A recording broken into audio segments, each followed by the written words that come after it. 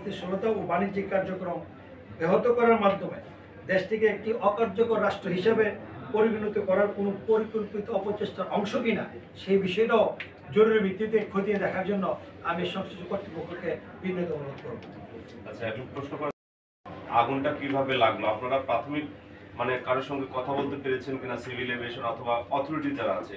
আপনারাও তো একটা পক্ষ, আপনাদেরও জানার রাইটস আছে। আমরাও তো চেষ্টা করছি, আমরাও ভিতরে ঢুকতে পারছি না, আপনারাও পারছেন না। এখানে আসলে কি বিষয়টা মুখে মুখে অনেক হাতে আসছে, এগুলি আসলে এই সব তদন্ত ছাড়া এইভাবে কাউকে দায়ী করা এটা খুব একটা বুদ্ধিমানের কাজ নয় এবং এটা উচিত নয়।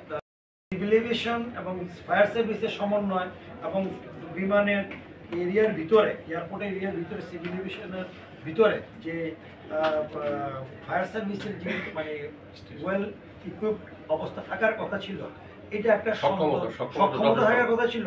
এই ব্যাপারে আমরা এখন সন্ধান যে আসলেই এত বড় একটা কেপি এলাকাতে যে সিভিল এভিয়েশনের এরিয়ার ভিতরে এই ফায়ার সার্ভিসের সক্ষমতা কতটুকু আছে, কারণ ওইখানে ওই রকম অবকাঠামোগত অবস্থান আমাদের নেই।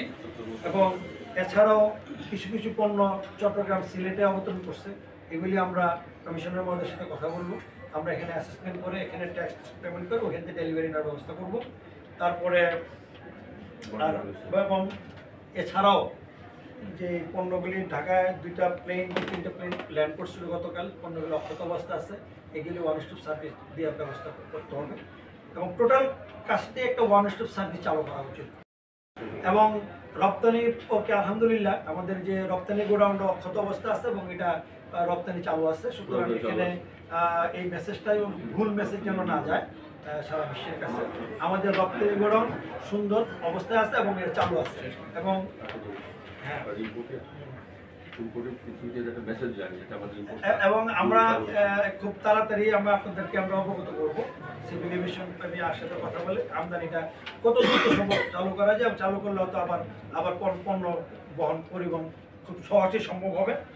এবং হাজার হাজার কোটি টাকার পণ্য নষ্ট হয়েছে এবং এখানে অনেক ব্যবসায়ী আজকে পথে বসে যাবে, অলরেডি গেছেও। সুতরাং তাদেরকে ক্ষতিপূরণের বিষয়ে যথাযথ পদক্ষেপ গ্রহণ করতে হবে। এটা আমলাতান্ত্রিক জটিলতার মাধ্যমে না, এটা অনেক সহজ সরল প্রক্রিয়া করতে হবে যেন তারা এই ক্ষতিপূরণ পেয়ে যেন তারা আবার দ্রুত আবার তাদের নিজের অবস্থানে ফিরে আসতে পারে।